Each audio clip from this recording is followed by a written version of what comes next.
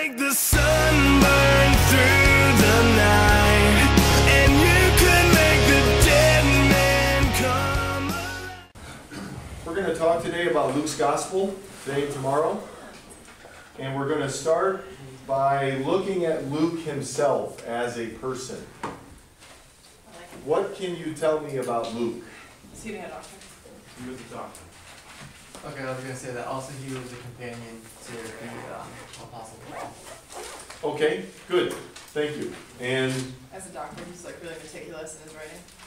yep, he was a doctor, a physician, and we see what seems to be the effect that had on the way that he wrote his gospel. He was detail-oriented. He wrote with skill. He wrote with greater skill than some of the others, and that does not mean that his gospel is a better gospel, but he was just a better writer as far as literary skills go and writing skills are. And anything else about Luke and his gospel, and as a person and how this shows up? Yes? I think he was Greek. Think he was Greek. Yeah, why so? Well, he has a lot of interest in Greek culture, and Mhm. I mean, that doesn't mean he's Greek. I don't think I have proof, but I think he was Greek. And even like just the way he writes, and I don't know. I read a bunch of stuff the other day that I can't remember because I'm reading so much. There's But probably some others that are in that same boat. So, yeah, I think he's Greek.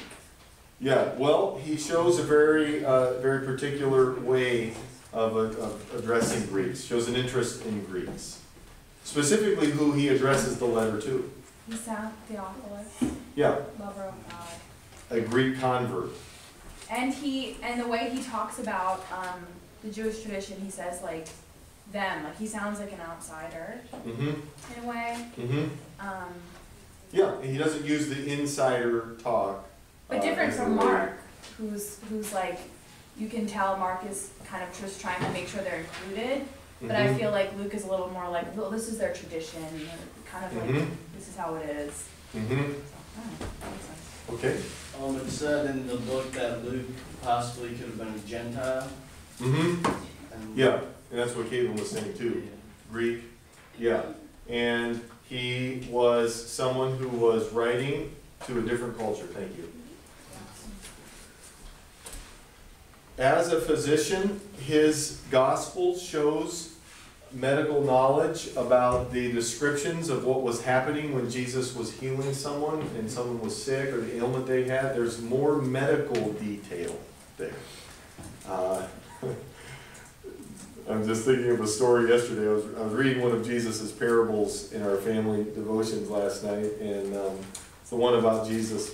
It's medical, but it's not, it wasn't literal when Jesus said, if your hand causes you to sin, cut it off. If your foot, and my kids just were like, oh, don't. And it was, Jesus' words are so descriptive. And if your eye causes you to plug it out, Daddy, don't. And so we had to talk about what did Jesus mean.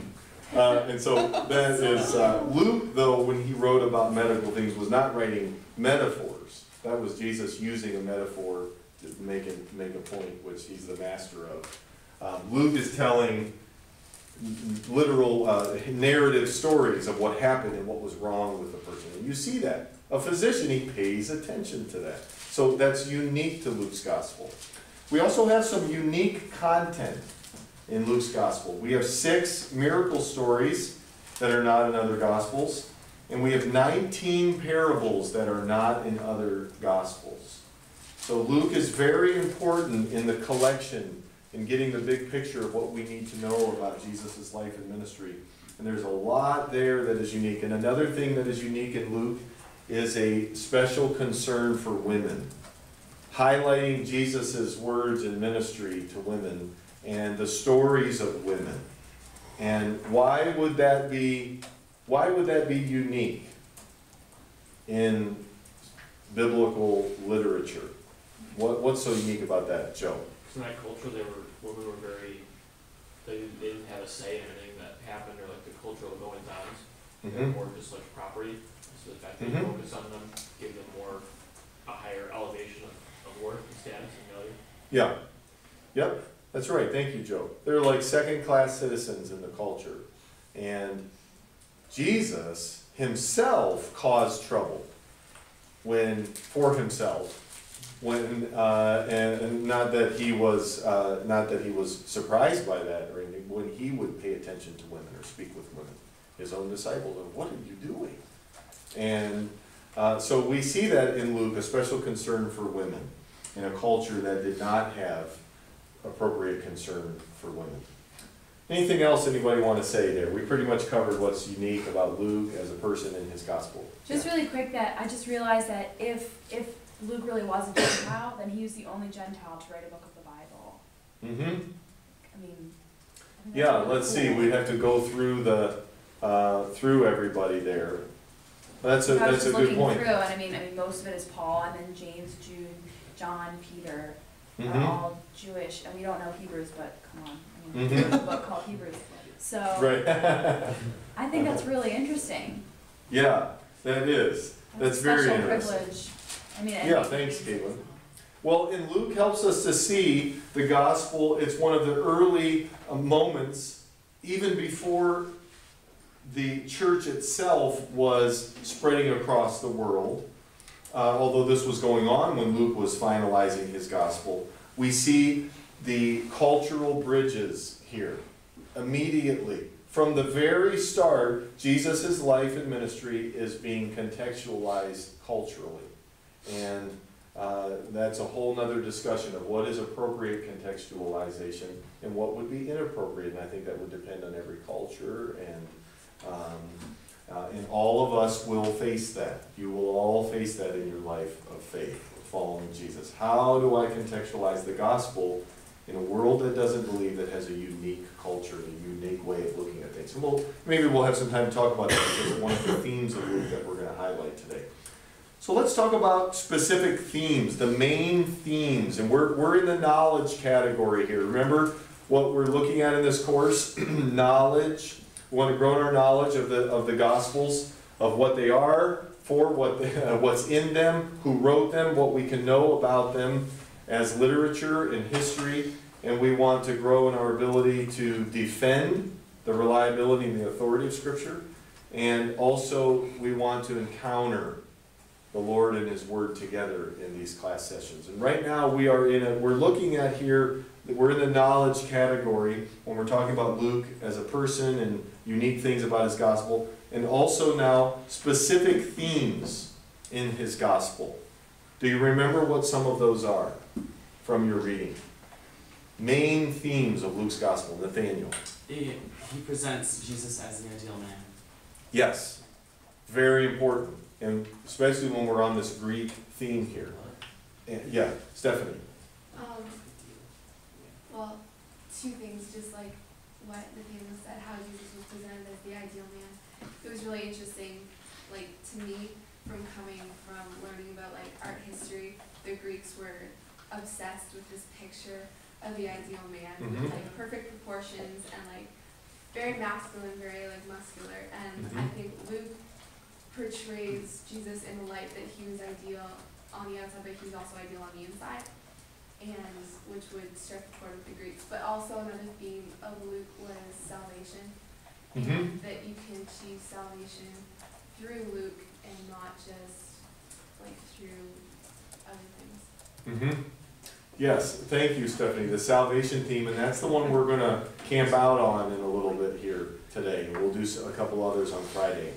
Back to the issue of Jesus as the ideal man. Thank you for sharing that, Stephanie. You've seen it in Greek art, the obsession with the body and perfection. Does that sound familiar to anybody from the culture we live in? Why would that be so? Does anybody know why are we like that? Humanists, yeah. Yeah, and we see it in television. Coming from Greek culture. That's it. That's it. Our culture today is a far spread version of Greek culture. We still live out of that culture today in our world. Alexander the Great's conquering of peoples and lands still today rules their culture, because of his work as a conqueror, still today rules the wealthiest parts of the world, the wealthiest and most educated parts of the world. And we are recipients of that same culture that idealizes and worships the human body, and idealizes individual ultimate realization of your ultimate individuality and self. And I'm purposely trying to make that sound like some extreme thing, but maybe it would be better if I termed it in ways that sound good, because we think a lot of it is good. Radical individualism and your full potential, living your life centered on realizing your full potential as the main purpose of your life. This is the Greek culture. And Luke shows Jesus not physically, not pointing to his physical perfection, but to his Jesus as an ideal and perfect person in his behavior and in his thinking. And he was always that way, always right, always ideal, and he's not stretching something, because we can see this in the other places. So Luke shows Jesus as the only perfect man. He's really the only one that is perfect, especially because of the issue of sin and separation from God. And therefore, he is the only one worthy of worshiping, because he's God. And that makes him ultimately perfect. And so as Luke is writing, as Luke is showing these things, the Greek mind, the Greek culture would value that. A person who was ideal and who seemed to always be right and always able to handle the situation. And Jesus was those things. All right, the other theme that Stephanie mentioned is the salvation theme. Christ, the Savior for the Gentiles. That's a theme, important theme in Luke. Luke 19:10. The Son of Man came to seek and to save that which was lost. Okay, a couple other themes here. The wideness of God's love for all people.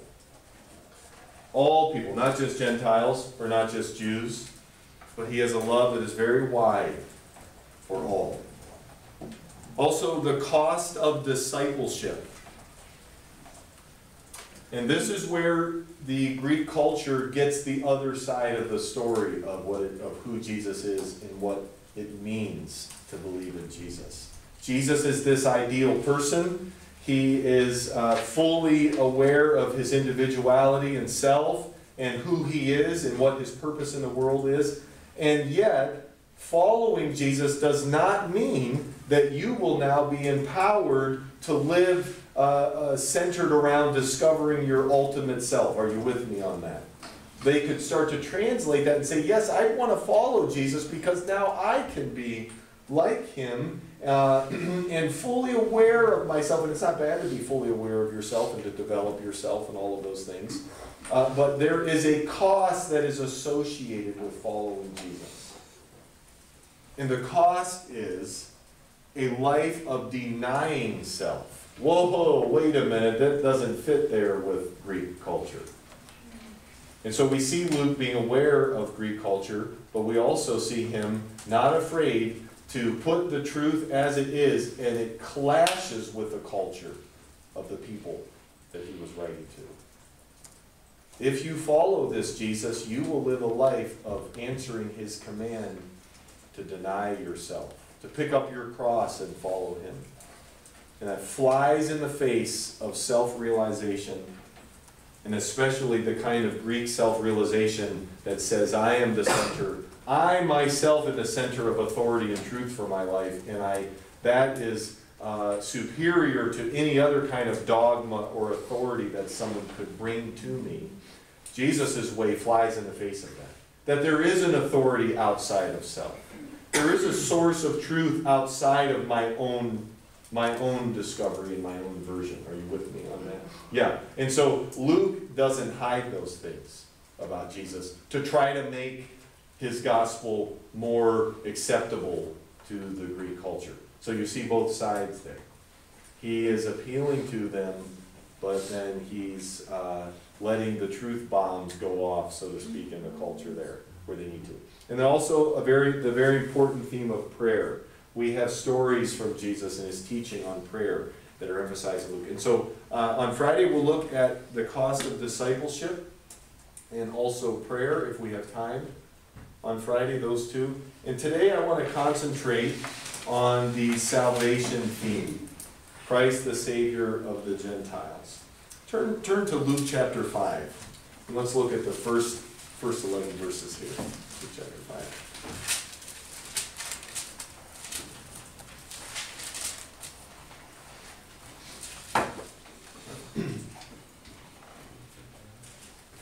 One day, as Jesus was standing by the lake of Gennesaret, with the people crowding around him and listening to the word of God, he saw at the water's edge 2 boats, left there by fishermen who were washing their nets.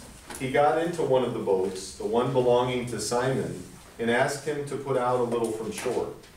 Then he sat down and taught the people from the boat. When he had finished speaking, he said to Simon, "Put out into deep water and let down the nets for a catch." Simon answered, "Master, we've worked hard all night and haven't caught anything, but because you say so, I will let down the nets." When they had done so, so they signaled their partners in the other boat to come and help them, and they came and filled both boats so full that they began to sink.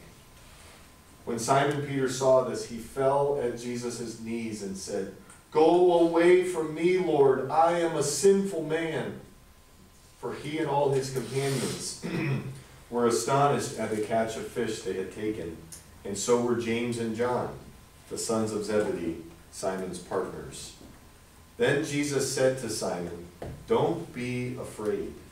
From now on you will catch men." So they pulled their boats up on shore, left everything, and followed him. This is one of my favorite passages in the New Testament. And let's look at what's going on here.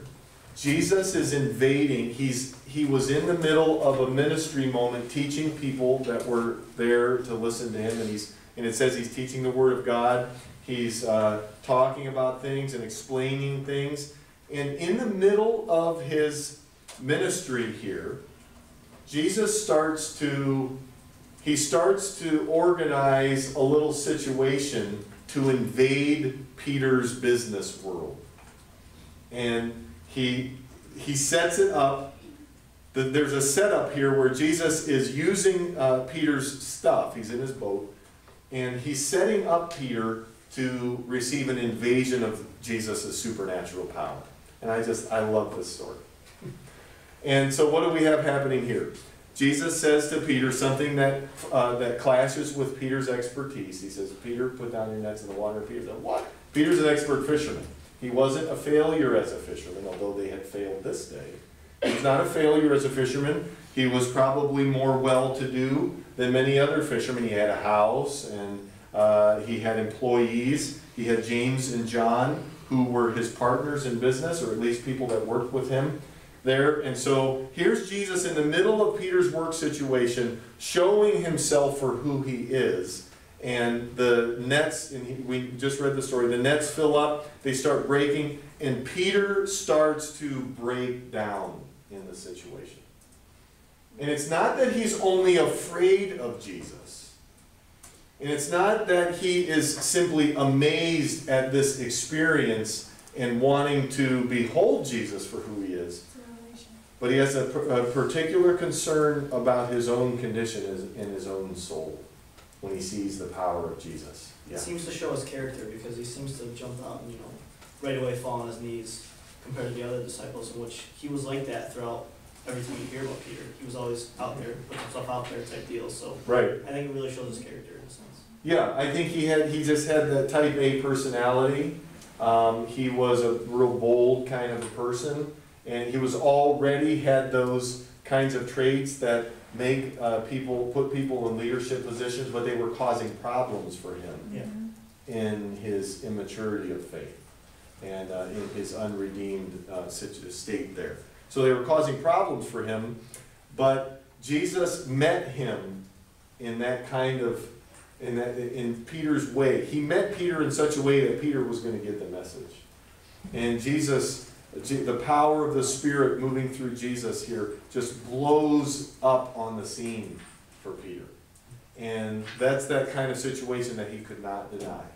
He couldn't escape it. He didn't need to think about it. It was in front of his face. He was seeing his nets starting to break and the boats starting to sink. When they separate the fish into two boats, thinking, okay, we're really, we're keeping this organized here, and then the boats start to sink.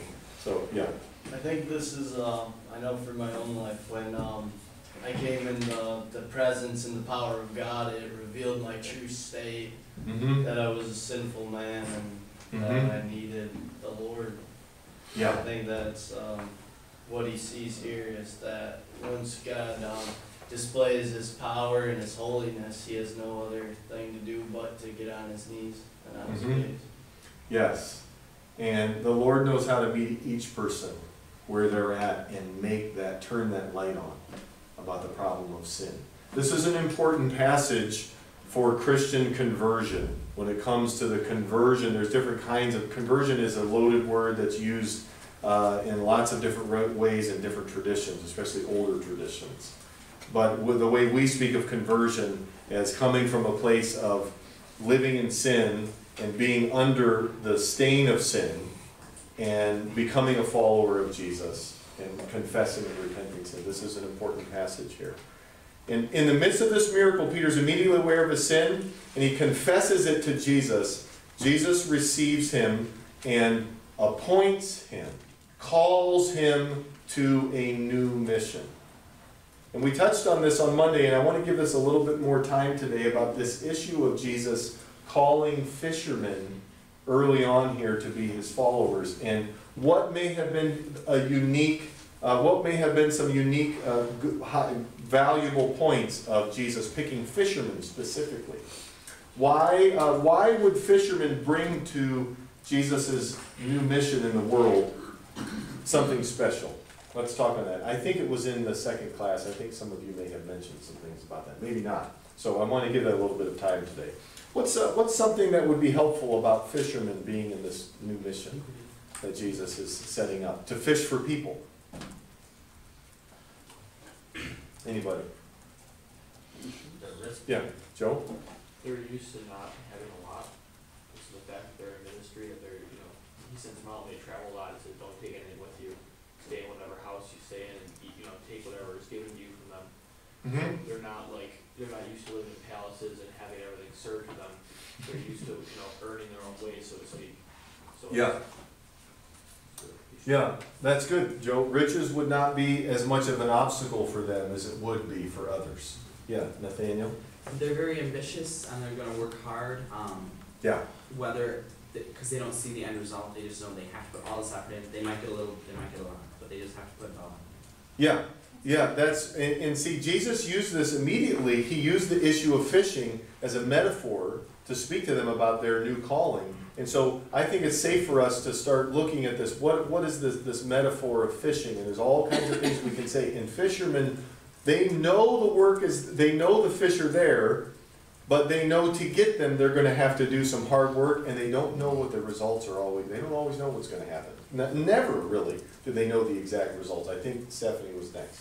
I was gonna say something like that, like they'd be used to disappointment, because when we go out to minister, sometimes we get extremely discouraged and disappointed when, people don't get saved like that. But I think fishermen would be kind of used to that feeling, because they could go out for hours and days not catch anything, but they could also have days where, they go out and they catch tons of fish.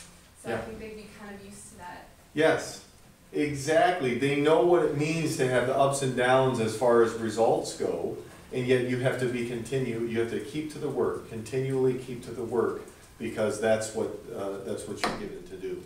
And so there are days when you have a full catch, there are days when you have a medium catch, and then there are days when it seems that there's just no results whatsoever. And they would have understood that. And that's very important for being fishers of people. Because sometimes there will be great catches. Sometimes it will seem like maybe something's happening, but you're not really sure.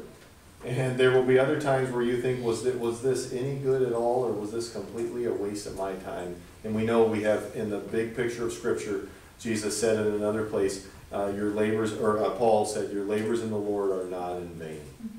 And so we need to know, even when there doesn't seem to be the results. Yes?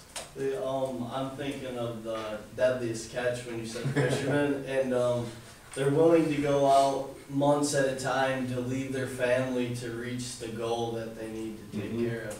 Yeah, it's hard work, and there are some fish that aren't going to come to you. You will need to go to them.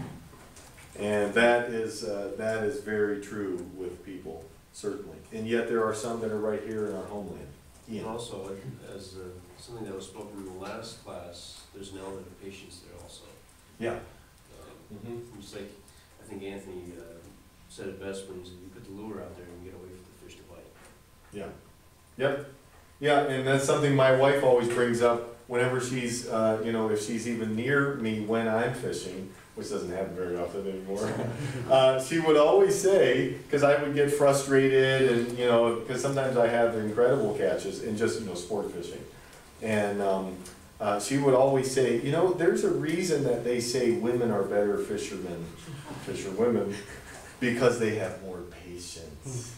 They can relax and be more patient. And I was embarrassed the first time I started thinking about it, because I was not being patient at all. Yes. I think it's just an example of how Jesus can use anybody. It doesn't matter what their background is. It doesn't matter if they're qualified or not. Yes. If you're willing to go with him, he'll use you.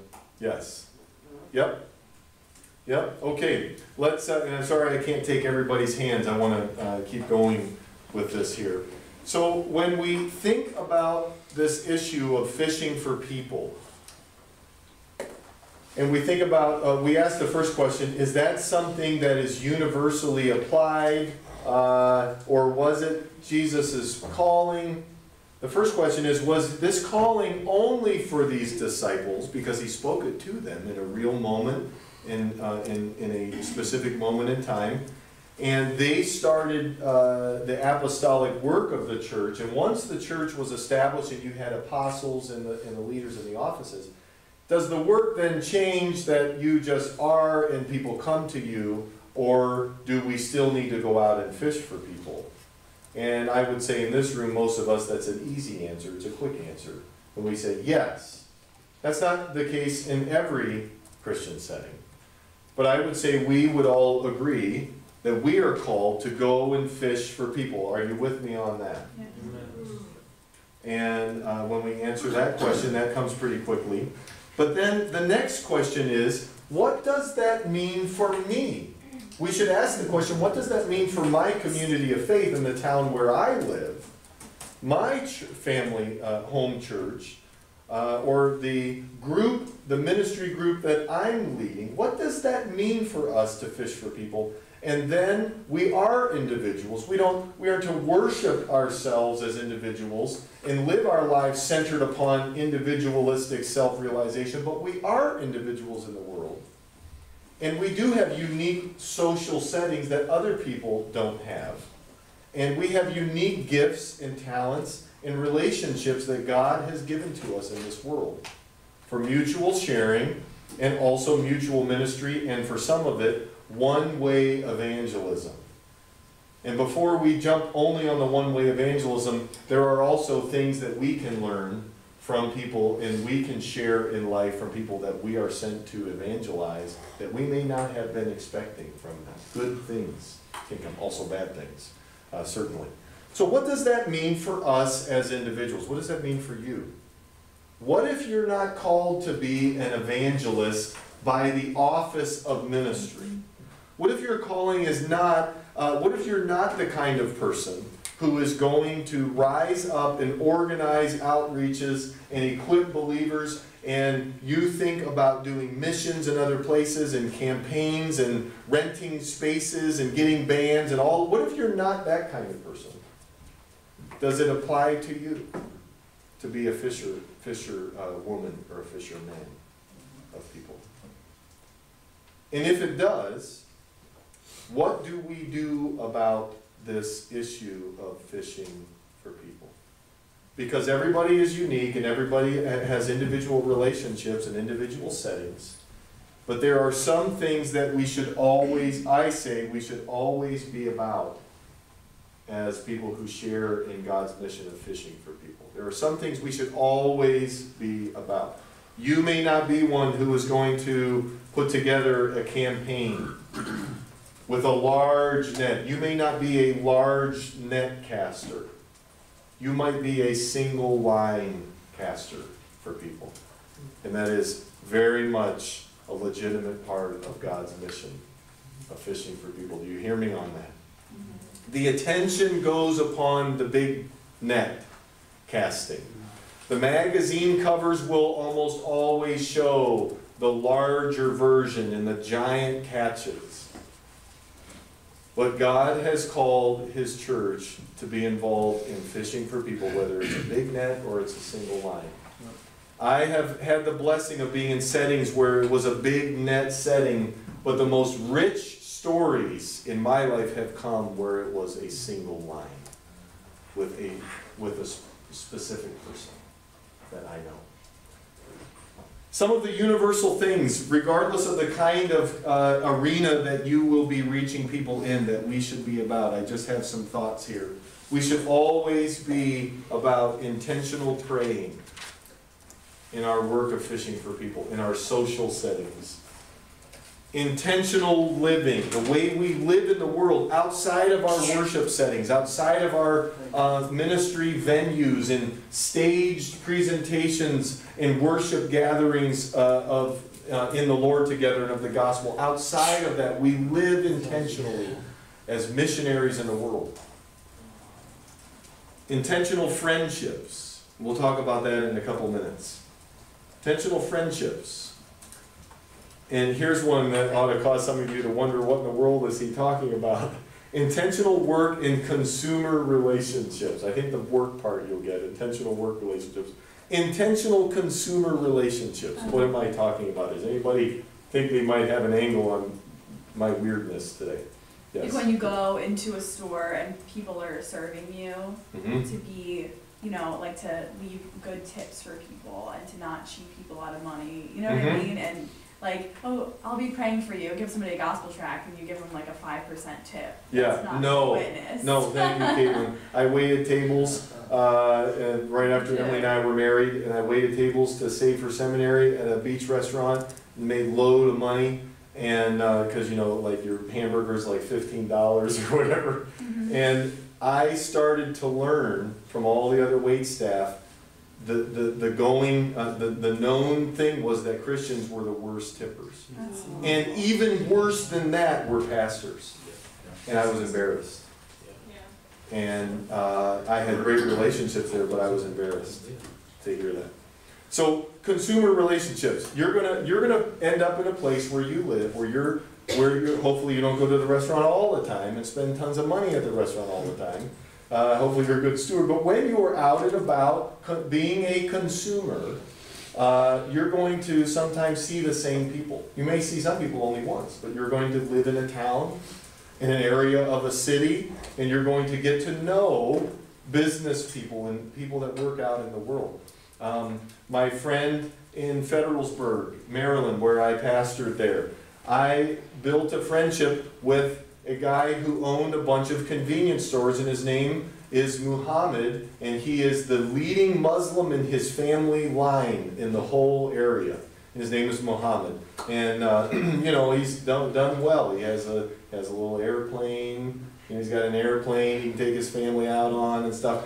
And so when he found out I was a pastor in the community, he wanted to have this kind of all faiths connection to me, and he said, let's sit down and have a drink together. And so, we're in his convenience store, and so he gave me a chocolate milk, which I really appreciated. And so we talked about the Lord together.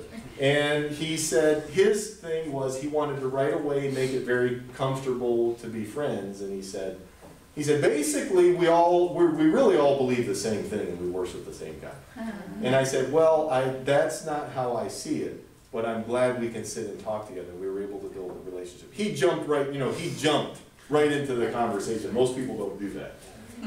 But he was a leading business person in the community, and so, he was used to that kind of talk. And I saw him all the time, because I get gas there all the time. I didn't buy milk from him because it was like $2 more expensive than the other store, but I would see him all the time, and he'd always say hello. And we would sometimes shake hands and have a little chat about what's happening and how are things going for you. And so we're intentional in consumer relationships, and then certainly in work relationships. And then we could put family in there, but those are just some things that we should always be about that. Let's look a little later in Matthew chapter 5 here. We're staying in the same chapter.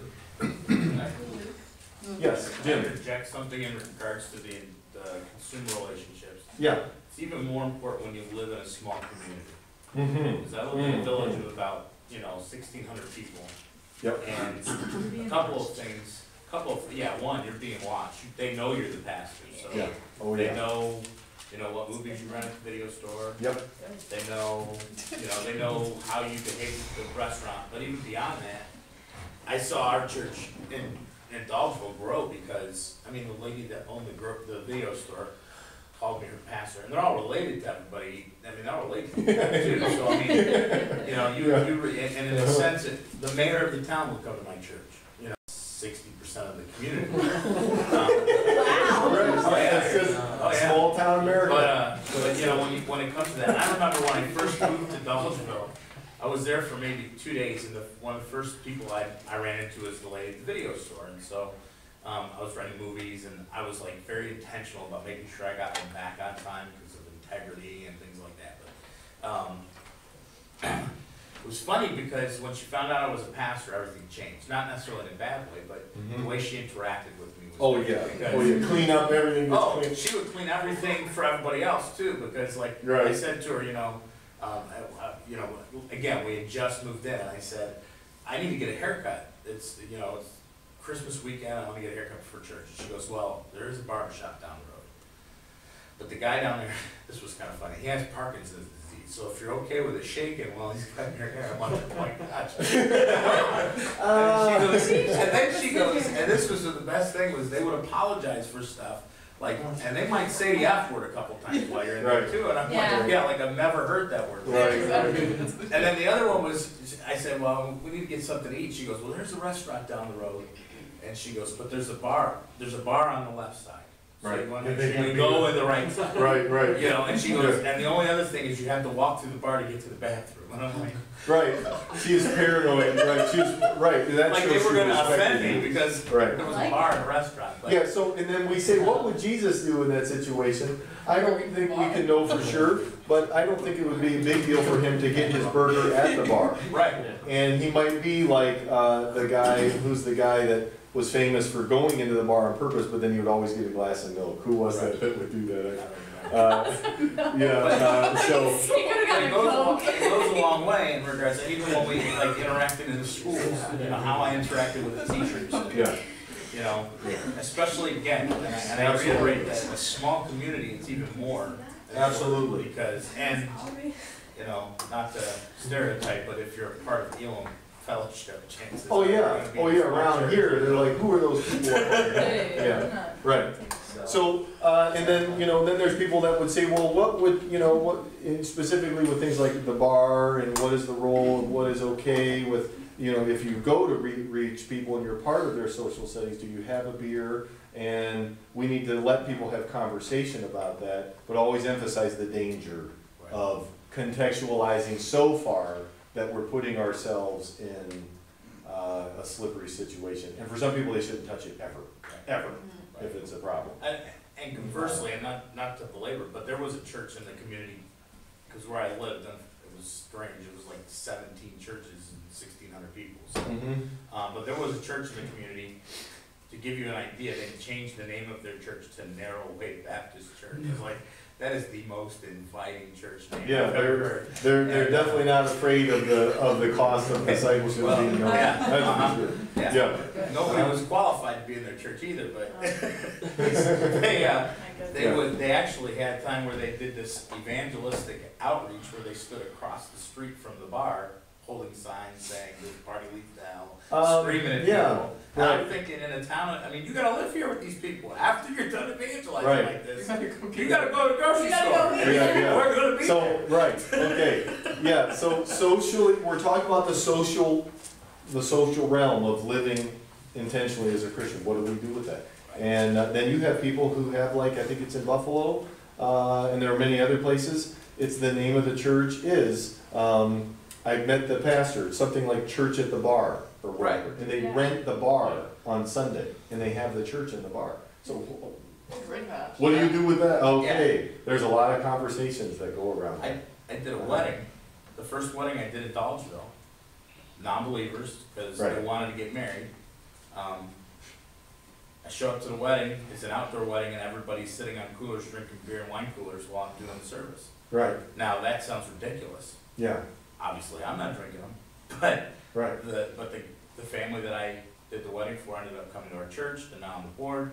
They were, me being willing to accept the fact that people who are sinners are going to do things that sinners do, and not freaking out about it, went a long way to see a lot of these people come to the church and interact with the church. And when they had special events, I was the pastor. They would call and say, "Hey, would you preach at the Relay for Life?" Or we have our, a big festival. Can you come out and do music? And part of it is that, and it comes with this whole relational thing, and being careful not to condemn, but also at the same time being cautious about how you interact.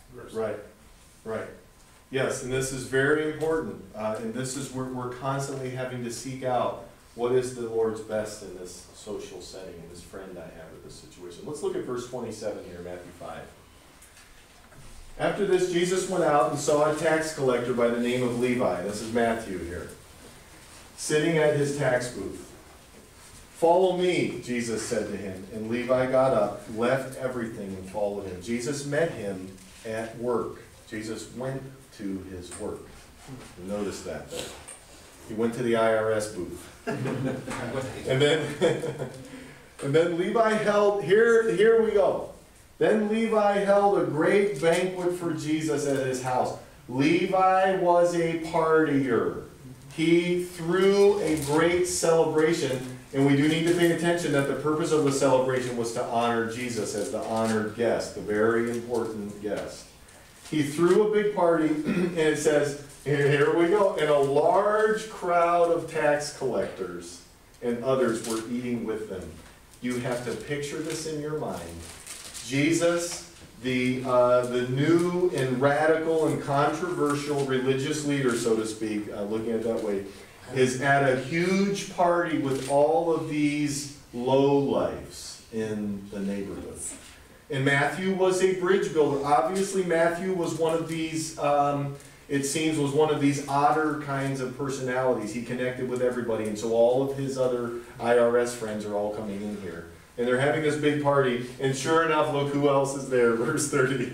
But the Pharisees and the teachers of the law who belonged to their sect complained to his disciples, "Why do you eat and drink with tax collectors and sinners?" That question right there, to answer that question, that is such a long conversation if you want to answer all of the aspects of what they were trying to attack. Eating and drinking, we got some issues here that they're upset about. Verse 31, Jesus answered them, "It is not the healthy who need a doctor, but the sick. I have not come to call the righteous, but sinners to repentance." And we need to get from Luke in the salvation theme that Jesus was a friend of sinners. And in this life of fishing for people, God puts us in places with people. He puts us in certain work and job environments. You'll be in some of those. He puts us in neighborhoods and in groups, affinity groups that people are really into nowadays, and that grow very quickly with social media based around shared hobbies and things that you like to do, you know, local fishing clubs and like the rod and gun club a mile and a half down the road here. Sometimes on a quiet morning you'll hear the guns booming on a quiet Saturday morning. You'll come out of your dorm and say, what is that noise? God puts people, He puts His sons and daughters in those situations to be friends of sinners. And certainly the other side of that is there are times when we need to be disconnected from our sinner friends so that we can be set free and we can break those ties with that way of life. And some of us should not be with those sinners right now. And you hear me on that? Amen. There are times when we need to stay away from them so that we don't get evangelized by them. And then I have some stories of that. So that we're not evangelized by them.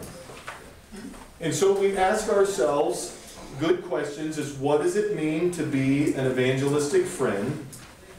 But what does it mean also to just be a friend even when there is not a lot of evangelism happening at that particular moment or season of friendship with an unbeliever? How do we walk that out? We want to be real friends, but we are friends that have a mission from God. And I will leave you with that today. Blessings upon you today. Praying for you. I prayed for you in the preparation time here, and I actually wrote down the prayer that you would be those that God reveals His love to you and through you for others that He puts in your life. That is a word in due season. Blessings. You're very welcome. If you could make the sun